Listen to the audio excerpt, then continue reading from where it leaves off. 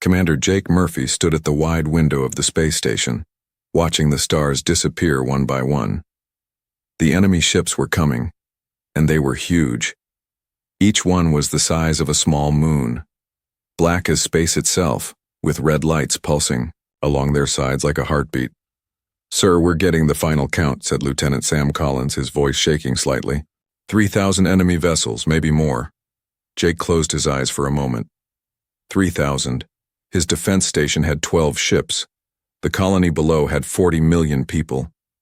The math was simple and terrible. "Send the evacuation order," Jake said quietly. "All civilians to the transport ships. Now." On the planet's surface, alarm sirens wailed across New Haven City. People ran through the streets, some carrying suitcases, others just running with whatever they could grab.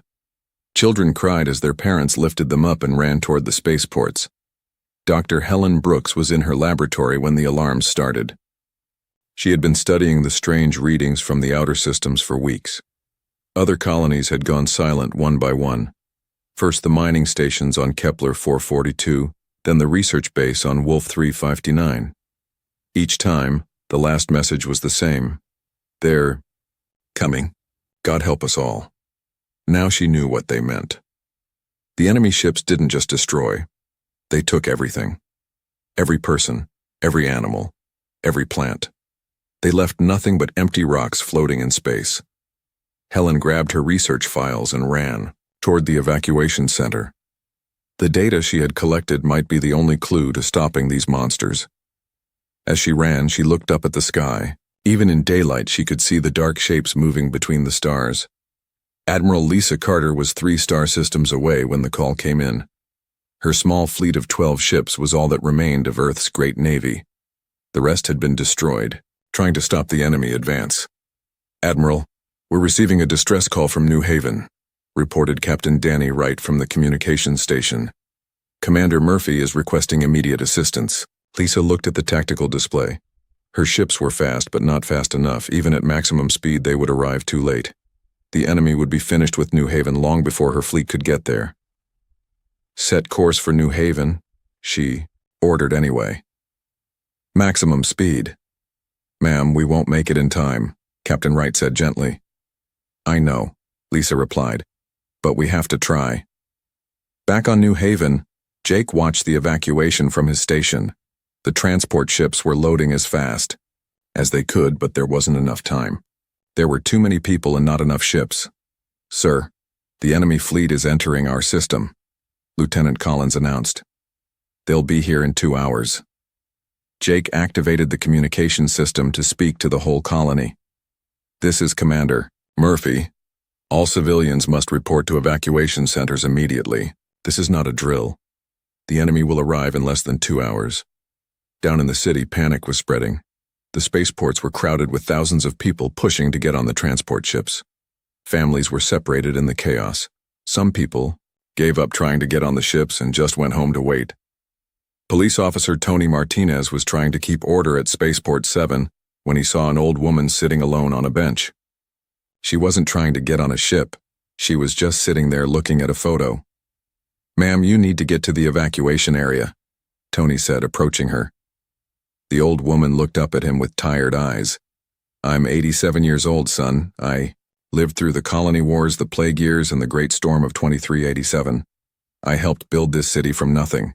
If it's going to die, then I'll die with it." Tony wanted to argue, but he understood. Some people couldn't leave their homes even when staying meant death. In space, the enemy fleet moved closer. Jake could see them clearly now through the station's telescopes. The ships were not like anything humans had ever built. They seemed to be alive with surfaces that rippled and moved. Tentacle-like structures reached out from their sides, tasting the space around them. "Commander, we're detecting some kind of energy field coming from the enemy ships," said Lieutenant Collins. "It's affecting our systems. The computers are acting strange." Jake looked at his control panel. The readings were wrong.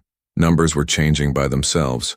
The ship's artificial intelligence was speaking in languages that didn't exist. "Cut all connections to the main computer," Jake ordered. "Switch to manual controls only." On the planet below, the same thing was happening. Cars stopped working. Communications went dead. Even simple electronic devices began to malfunction. The enemy wasn't just bringing weapons. They were bringing something that corrupted technology itself. Dr. Brooks made it to the spaceport, but the last transport ship was already full. She pressed her research files against the window and shouted to the pilot, "Take these. They're important. They might help stop them." The pilot opened a small cargo hatch and grabbed the files just as the ship lifted off. Dr. Brooks watched it disappear into the sky, carrying her life's work and maybe humanity's only hope. Admiral Lisa's fleet was still hours away when they received the final transmission from New Haven. It was Commander Murphy's voice, calm and steady despite everything. "This is New Haven Defense Station to any human ships receiving this message. The enemy has arrived. Our shields are failing. The evacuation is incomplete. Approximately 15 million civilians have been evacuated. 25 million remain on the planet." There was a pause filled with the sound of explosions in the background. The enemy ships are not just attacking. They're doing something to our people. The ones who are caught. They're being changed, transformed into something else. Something terrible. Another pause. More explosions. To whoever receives this message, don't try to fight them with regular weapons.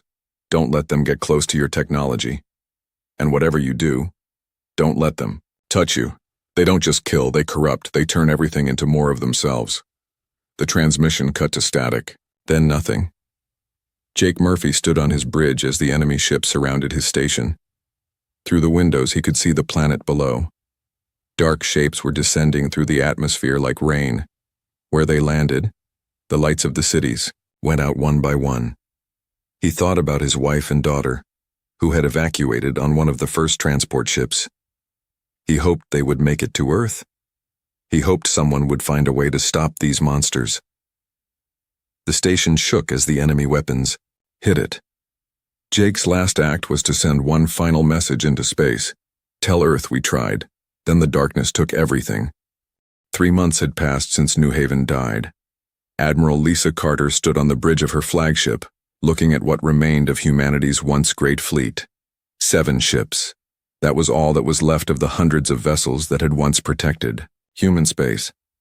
"Admiral, we're receiving a distress call from the Tau Ceti colonies," reported Lieutenant Nancy Foster. "Colonel Ryan Mitchell is requesting immediate evacuation support." Lisa sighed. Another colony under attack. Another world about to fall. The enemy moved like a plague across human space, consuming everything in their path. They called themselves the Void Hunters, though no one knew how humanity had learned that name. It just appeared in people's minds when they got too close to the enemy ships. "Set course for Tau Ceti," Lisa ordered. "Best possible speed." Far away, on the heavy cruiser Defiant, Captain Ben Lewis was fighting his own battle. His ship was one of the last independent vessels still operating, and it showed. The hull was covered in scorch marks from enemy weapons. Half the crew was dead or wounded, but they were still fighting. "Captain, the engine room is reporting problems again," said Chief Engineer Maria Santos over the communication system. "The corruption is spreading through our systems. I don't know how much longer I can keep it out." Ben knew what she meant. The enemy's touch was like a disease that infected technology. Computers would start thinking strange thoughts. Weapons would turn on their own crews. Even simple tools would become dangerous. Maria had been working day and night to find a way to stop it. "Do what you can, Maria," Ben replied. "We need to stay operational." In the engine room, Maria stared at the strange crystal she had found in the wreckage of an enemy scout ship. It was the size of her fist, dark blue with veins of silver running through it. When she held it close to infected systems, the corruption stopped spreading. Sometimes it even went away completely. She didn't understand how it worked, but it was the first real weapon humanity had found against the enemy. The problem was, there was only one crystal, and they needed thousands. On Tau Ceti 4, Colonel Ryan Mitchell was leading the evacuation of the last human settlement. His Marines were fighting a desperate battle against enemy ground forces in the streets of New Johannesburg. The enemy soldiers were the worst part of this war. They had once been human. "Fall back to the spaceport," Mitchell shouted into his radio. All units fall back. The thing that had once been a human farmer shambled toward him, its body twisted and changed by the enemy's corruption. Where its eyes should have been, there were now clusters of red lights. Its arms had been replaced by metal tentacles that sparked with electricity. Mitchell shot it 3 times in the chest before it fell. Even then, it kept moving, trying to crawl toward him. This was what happened to people who were captured by the Void Hunters. They were changed, turned into something that was neither human nor alien, but something worse than both. Behind him, the last transport ships were taking off from the spaceport. Families pressed against the windows, looking down at their burning city. Many of them were seeing their homeworld for the last time. "This is Mitchell to all units," the colonel spoke into his radio. "The evacuation is complete. All remaining personnel get to the pickup zone. We're leaving this world to them." Back on Earth, panic was spreading through the major cities. President Kevin Walsh sat in the Emergency Command Center beneath Washington, listening to reports from across human space. The news was all bad. "Sir, we've lost contact with the Proxima Centauri system," reported General Patricia Coleman. "Long-range sensors show no life signs from any of the planets." "How many people lived there?" the president asked quietly. 43 million, sir." Kevin closed his eyes. 43 million people gone just like that. And they were not just dead. They had been changed into something that served the enemy. "General, what's the status of the Aegis defense grid?" he asked. "We're working around the clock to complete it, sir. The planetary shield generators are being installed, but we need more time. At least 6 months to bring the full system online." "We might not have 6 months," Kevin replied. In her laboratory at the Xenobiology Institute, Dr. Amy Rodriguez was studying the data that Dr. Helen Brooks had sent from New Haven before that world fell. The information was disturbing. The Void. Hunters were not random destroyers. They were following a pattern. Amy had spent weeks analyzing the enemy's movements across the galaxy. They attacked certain types of planets first. Worlds with large populations. Worlds with advanced technology. Worlds where humans were expanding rapidly and building new settlements. But there was something else. Amy had found references to the Void Hunters in ancient databases, records from civilizations that had died out millions of years ago. The same enemy, or something very much like them, had been destroying species across the galaxy for longer than humans had existed. "They're not just conquering us," Amy said to her assistant, Dr. Mark Thompson. "They're gardening, removing species that grow too fast, spread too far, become too aggressive." "What does that mean for us?" Mark asked. "It means they see humanity as a weed that needs to be pulled," Amy replied. Admiral Lisa's fleet arrived at Tau Ceti just as the last human ships were leaving the system. The planets below were already turning dark as the enemy corruption spread across their surfaces. She could see the massive Void Hunter ships moving between the worlds like sharks feeding. "Admiral, we're receiving a transmission," Lieutenant Foster reported. "It's not from our ships." "Put it through," Lisa ordered. The voice that came through the speakers was strange, speaking English but with an accent unlike anything human. "Admiral Carter, we have been watching your struggle. We know your pain. We have coordinates for you. A place where answers wait. Come if you dare face the truth." The transmission ended, leaving only coordinates for a location beyond the edge of known space in an area called the Dark Nebula. "Ma'am, should we investigate?" Lieutenant Foster asked.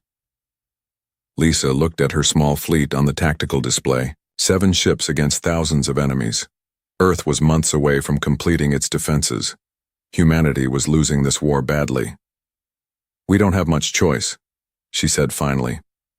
"Set course for those coordinates. It's time to find out who's been sending these messages." Captain Lewis received the same transmission aboard the Defiant. He looked at Maria Santos, who was still working with the strange crystal from the enemy ship. "What do you think, Chief?" he asked. Maria held up the crystal. In the light, it seemed to pulse with the same rhythm as a human heartbeat. "I think whoever sent that message might know what this thing is.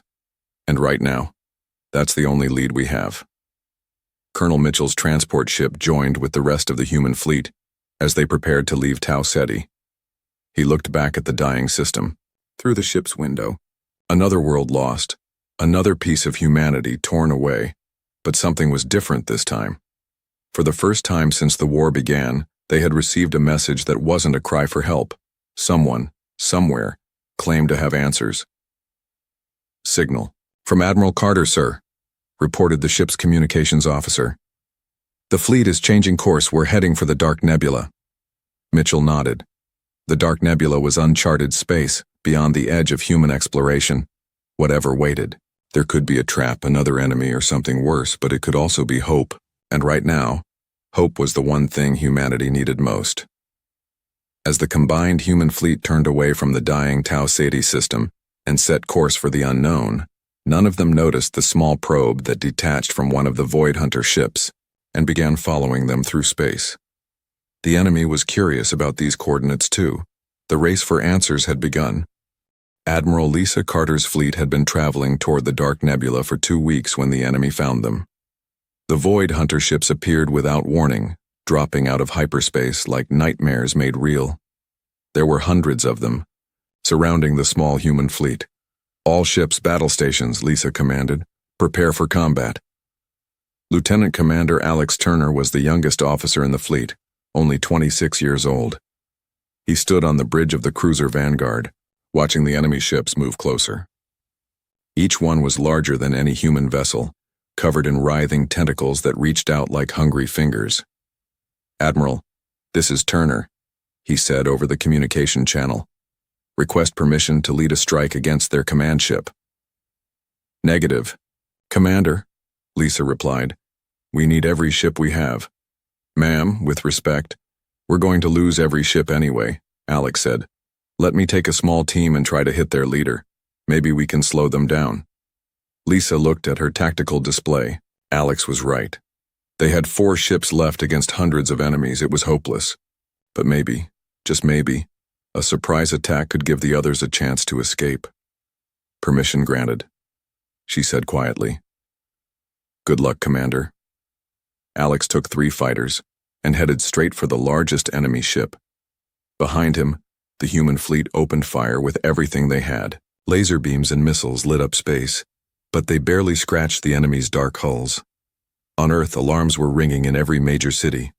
Long-range sensors had detected the main Void Hunter fleet approaching the solar system. It was the largest force humanity had ever seen. Thousands of ships moving like a black tide across space. General Patricia Coleman stood in the command center, watching the enemy approach on the main screen. How long until they reach Earth, she asked. 18 hours, ma'am, replied Major Steve Davis, maybe less. Status of the Aegis defense grid? 60% complete. We can activate partial shields around the major continents, but it won't be enough to stop a full invasion. Patricia closed her eyes. Earth had 12 billion people. The defense grid could protect maybe half of them, and only for a short time. When those shields failed, humanity's home world would fall just like all the others. Activate everything we have, she ordered, and pray it's enough. In her underground laboratory, Dr. Amy Rodriguez was making final preparations. She had discovered something important about the Void Hunters while studying the ancient records. They were not truly alive in the way humans understood life. They were something else, something that fed on the life force of other species. Dr. Rodriguez called her assistant, Mark Thompson. The evacuation order has been given. We need to leave now. Amy looked at her research. Years of work all leading to one conclusion. The Void Hunters could be hurt, but not with regular weapons. They had to be attacked in a different way, a way that targeted what they really were. I'm not leaving, she said. Someone needs to get this information to the fleet. If there's any chance of stopping them, it's here in this data. Mark stared at her. Amy, you'll die if you stay. I'll die anyway if they win, she replied. At least this way, my death might mean something. Back in space, Alex Turner's small attack force was racing toward the enemy command ship. The Void Hunter vessel was enormous, bigger than a city, with thousands of weapon ports opening like eyes as he approached. This is Turner to all fighters, he said over his radio. Remember, we're not trying to destroy it. We just need to damage it enough. To slow down their attack, the enemy ship opened fire, Beams of dark energy lanced out, destroying one of Alex's fighters instantly. The pilot didn't even have time to scream. Alex pushed his fighter harder, dodging between the enemy weapons. "I'm going in," he announced. "If I don't make it out, tell my sister I'm sorry I missed her wedding." He aimed his fighter at what looked like a weak point in the enemy's hull and fired every weapon he had. The explosion lit up space like a small star. For a moment it looked like he had done real damage to the massive ship. Then the enemy vessel began to change. The hole Alex had blown in its side started to close like a wound healing. Within minutes there was no sign that he had hurt it at all. "All fighters, retreat!" came Admiral Carter's voice over the radio. "Get back to the fleet now." Alex turned his fighter around, but it was too late. Enemy ships surrounded him on all sides. His last transmission was barely audible through the static.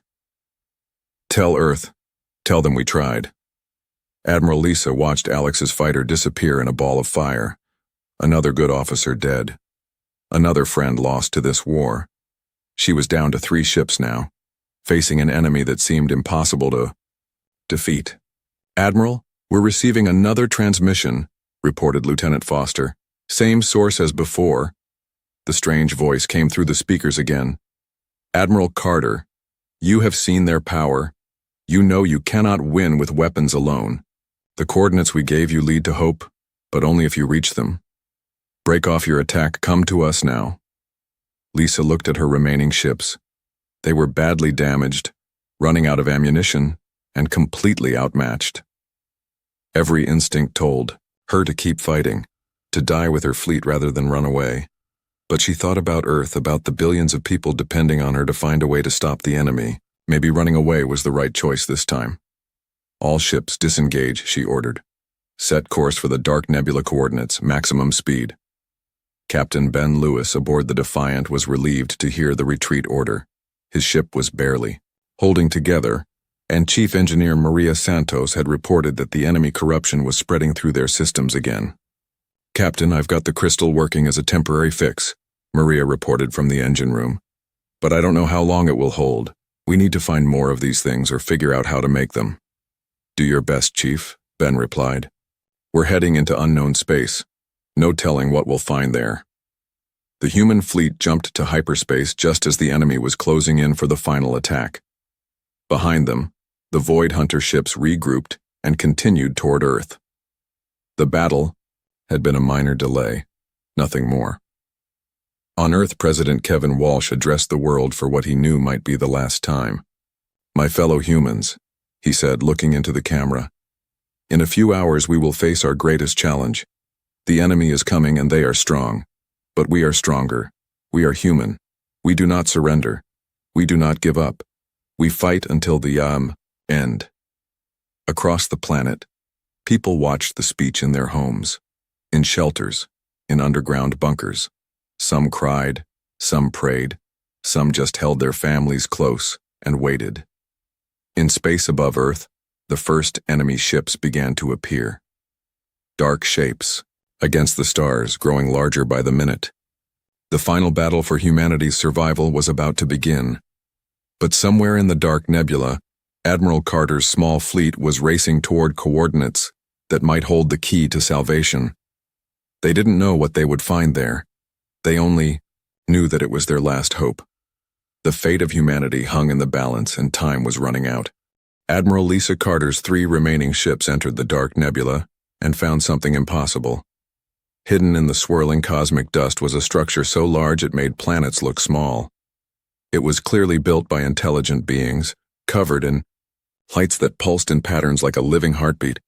"My God," whispered Lieutenant Foster. "What is that thing?" Lisa stared at the massive structure through the bridge windows. It was beautiful and terrifying at the same time. Metal and crystal formed impossible shapes that seemed to bend space around them. After months of running and dying, they had found something that the Void Hunters hadn't destroyed. "All ships maintain distance," Lisa ordered. "Scan for life signs." The scanners showed thousands of readings from inside the structure. Whatever lived there, there were a lot of them. As the human ships approached, sections of the alien station began to glow brighter, as if it was waking up after a long sleep. "Admiral, we're receiving a transmission." Foster reported. The voice that came through the speakers was clearer now, speaking perfect English. "Welcome, humans. We have been waiting for you. Permission to come aboard is granted. Dock at the coordinates. We are sending to your ships." Captain Ben Lewis was nervous as his ship, the Defiant, moved toward the docking bay. The opening was large enough to fit a dozen human vessels. As they entered, he could see that the walls were covered in symbols and writing that looked incredibly old. "Chief Santos, what are your readings on their technology?" Ben asked over the communication system. Maria's voice came back excited. "Captain, this is amazing. Their power systems are unlike anything I've ever seen. And the corruption from the enemy ships, it's not affecting anything here. It's like this place repels it somehow." Ben felt a spark of hope for the first time in months. If these beings had technology that could resist the Void Hunters, maybe there was a chance after all. Lisa led a small team aboard the alien station. The corridors were vast, built for beings much larger than humans. The walls glowed with soft light and the air felt clean and fresh. After breathing recycled ship air for so long, it was like stepping into a garden. They walked for several minutes before reaching a massive chamber. In the center stood a being that took Lisa's breath away. It was tall, maybe 12 feet, with skin that seemed to shimmer like starlight. Its eyes were ancient, holding the weight of millions of years. "I am the Elder," the being said, its voice echoing in their minds rather than their ears.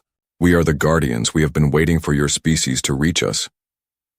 "Who are you?" Lisa asked. "How do you know about us?" The Elder gestured, and images appeared in the air around them. Lisa saw civilizations rising and falling across the galaxy, species spreading among the stars, and always the Void Hunters following behind like predators. "We were like you once," the Elder explained. "Young, aggressive, expanding rapidly across space. The Void Hunters came for us as they have come for you. We fought them for 1,000 years. "Did you win?" Lisa asked. "We survived," the Elder replied, "but at great cost. We learned that the Void Hunters are not destroyers by choice.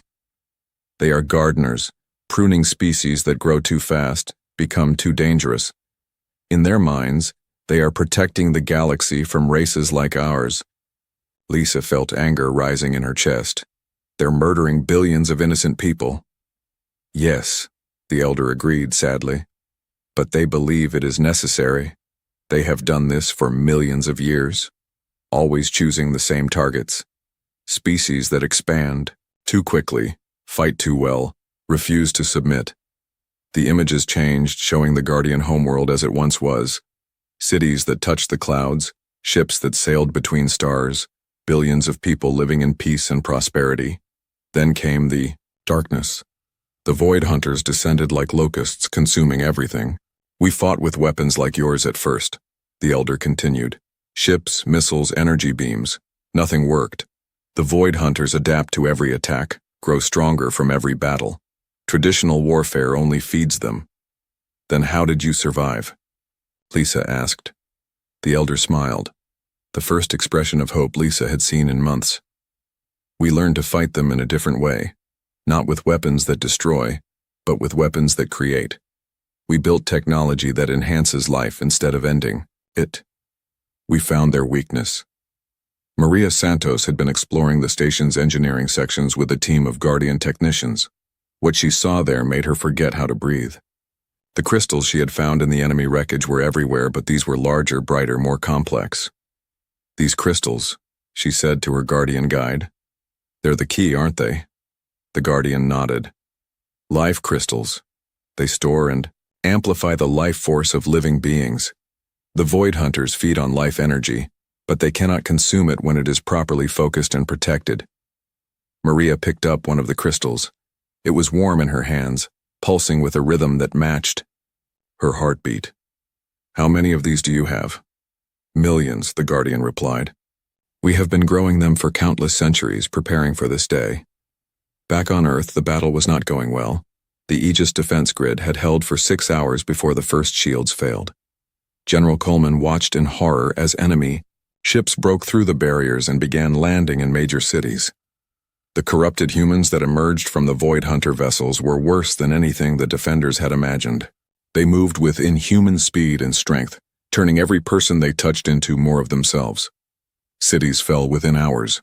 President Walsh had moved to the emergency bunker beneath the Rocky Mountains. Reports flooded in from around the world. London was burning. Tokyo had gone silent. Sydney's defenders were making a last stand at the harbor. "Sir, we're losing," reported Major Davis. "The corruption is spreading faster than we can contain it." "What about Dr. Rodriguez?" Walsh asked. "Any word from her research station?" "No. Contact for the past 4 hours, sir. We have to assume her facility has been overrun." But Dr. Rodriguez was still alive, working frantically in her underground laboratory. The Void Hunters had found her facility, but they hadn't reached her yet. She could hear fighting in the corridors above as her security team held them off. "Just need 5 more minutes," she muttered, entering the final calculations into her computer. "Come on, work." Her research had revealed the truth about the Void Hunters. They were not individual beings, but parts of a single massive consciousness that spanned the galaxy. If you could disrupt that connection, confuse their shared mind, they would become vulnerable. The door to her lab exploded inward. A corrupted human soldier stumbled in, its body twisted into an impossible shape. Amy looked up from her computer and smiled. "Too late," she said. "I'm already transmitting the data." Her research beamed into space, racing toward the dark nebula, where Admiral Carter's fleet was learning the same truths from the Guardians. In the Guardian station, the Elder was showing Lisa their greatest secret. Deep in the heart of the structure was a fleet of ships unlike anything she had ever seen. They were beautiful and terrible, combining Guardian technology with something else, something that felt familiar. "We have been building these vessels for millions of years," the Elder explained. "But we needed something we had lost long ago. We needed the fire of youth, the anger of a species still willing to fight. We needed humanity." Lisa stared at the ships. They were huge, each one larger than any human vessel, but she could see human design elements worked into their construction. Somehow the Guardians had been preparing for humanity's arrival. "You've been watching us," she realized. "From your first steps into space," the Elder confirmed. "We knew that someday, a species like yours would arise, aggressive enough to fight, the Void Hunters, young enough to still believe in impossible victories.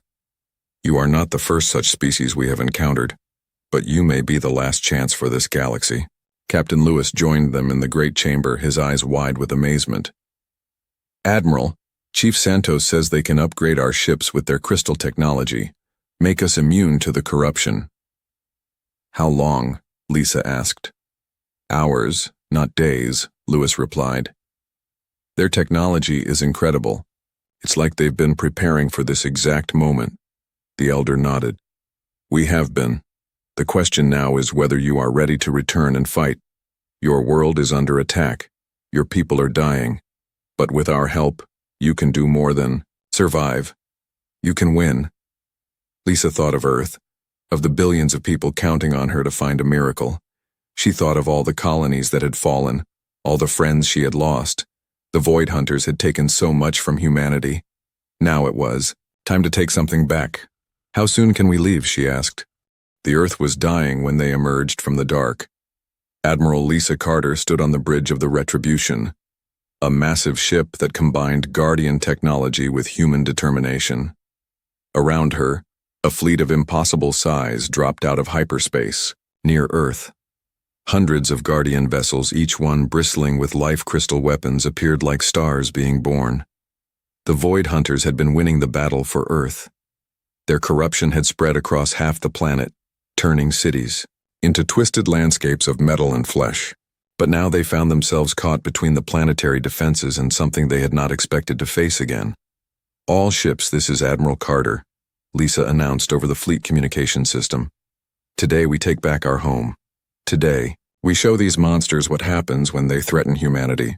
Captain Ben Lewis commanded the upgraded Defiant, its hull now lined with Guardian crystals that pulsed with living light. Chief Engineer Maria Santos had worked with Guardian technicians to integrate their technology into every human ship. The poor, Result was beautiful and deadly. Captain, all systems show green, Maria reported from the engine room. The corruption shields are holding. The enemy can't touch our technology anymore. Ben smiled for the first time in months. Then let's show them what real humans can do. On the surface of Earth, the tide was already turning. The life crystals weren't just protecting the human fleet.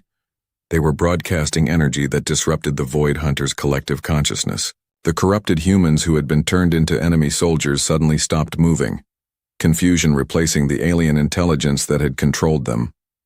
Colonel Ryan Mitchell led his Marines into the ruins of New York City. The twisted creatures that had once been his fellow humans were stumbling around like sleepwalkers, their connection to the Void Hunter mind severed. All units, the enemy ground forces are disabled, Mitchell reported. Beginning rescue operations for any survivors. In the underground bunker beneath Washington, President Kevin Walsh watched the battle unfold on the main screen. The Guardian. Ships moved through space like dancers, their weapons carving through Void Hunter vessels that had seemed invincible just hours before. General Coleman, what's our status? He asked. Sir, the enemy fleet is in full retreat from the outer system, Patricia replied, hardly believing the words as she spoke them. Admiral Carter's fleet is pushing them back. The battle in space was unlike anything in human history. The Void Hunter ships, massive and terrible, met their match in Guardian technology that had been refined over millions of years. But it wasn't just the advanced weapons that made the difference. It was the humans. Every Guardian vessel carried human crew members who brought something the ancient aliens had lost long ago. They brought anger, desperation, and the absolute refusal to give up. Where Guardian pilots would calculate and plan, human pilots would charge straight into enemy fire, trusting their enhanced ships to protect them. Lieutenant Commander Sarah Price flew her fighter directly into the launch bay of a Void Hunter capital ship. The enemy vessel was the size of a city, but Sarah didn't care. Her fighter was protected by Guardian shields and armed with life crystal weapons. This is for New Haven, she shouted as she fired everything she had into the enemy ship's core. The explosion lit up space like a second sun. The massive Void Hunter vessel broke apart, its biomechanical components dissolving as the life crystal energy tore through its systems. Dr. Amy Rodriguez emerged from her underground laboratory to find the world transformed. The corruption that had been spreading across Earth was dissolving, leaving behind empty cities that could be rebuilt. Her research data, transmitted to the Guardian fleet, had provided the final piece of the puzzle. The collective consciousness is breaking down, she reported to the Orbital Command Center. The individual Void Hunter ships are losing coordination. They're vulnerable now. Admiral Lisa watched the enemy fleet begin to retreat. The massive ships that had seemed unstoppable were running from the combined human Guardian force. But she knew this was only the beginning. Fleet Commander, came the voice of the Guardian Elder through her communication system. The enemy is withdrawing to their stronghold in the Andromeda sector. If we let them regroup, they will return stronger than before. Then we don't let them regroup, Lisa replied. All ships, pursue the enemy. We end this war today.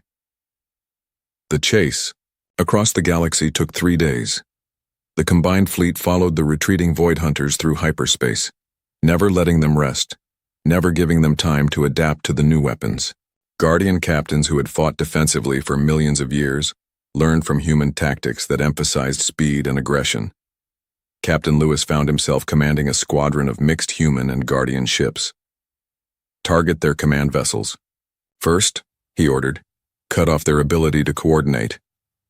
Understood, Captain, replied a Guardian ship captain. Your species' tactical approach is refreshing. The final battle took place in a system that had been dead for 1,000,000 years. The Void Hunters had consumed everything there long ago, leaving only empty planets orbiting a dying star. It was here that they made their last stand. The enemy stronghold was a structure that defied description. Part ship, part station, part living organism. It was the heart of the Void Hunter collective consciousness. For eons, it had directed the harvest of younger species across the galaxy. All ships concentrate fire on the central structure, Admiral Lisa commanded. Guardian Elder, are you ready? We have waited millions of years for this moment, the Elder replied. Our people's deaths will finally be avenged. The combined fleet attacked as one. Guardian vessels fired beams of pure life energy, while human ships launched missiles tipped with crystal warheads. The enemy stronghold fought back, with weapons that twisted space itself, but it was too late. The life crystal energy found its target. The Void Hunter collective consciousness, which had spanned the galaxy for millions of years, began to unravel. Across space, every corrupted world suddenly found itself free. The twisted creatures that had once been various species collapsed, their alien masters no longer controlling them. Maria Santos watched from the engine room of the Defiant as the enemy stronghold died. Captain, I'm reading massive energy feedback from their central core. It's going to explode. All ships, retreat to minimum safe distance, Ben ordered. The explosion was visible from halfway across the galaxy. The Void Hunter stronghold and everything it represented was destroyed in a blast of pure white light.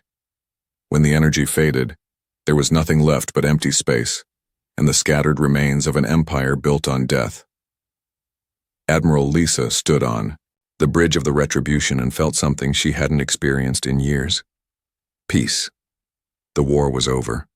Humanity had not just survived, they had won. Admiral, came President Walsh's voice from Earth. On behalf of all humanity, thank you. Lisa looked out at the combined fleet, human and Guardian ships flying together among the stars. Mr. President, the war is over, but our real work is just beginning. The Guardian Elder appeared on her communication screen. Admiral Carter, your species has proven something we thought impossible. You have shown that the galaxy's gardeners can be defeated. What will you do now? Lisa thought about all the worlds that needed to be rebuilt, all the species that needed to be helped, all the younger civilizations that would need protection from whatever threat might arise next. We'll do what humans do best, she replied. We'll keep moving forward. We'll explore, we'll build, and we'll make sure this never happens again. In the years that followed, the Human Guardian Alliance became the protectors of the galaxy.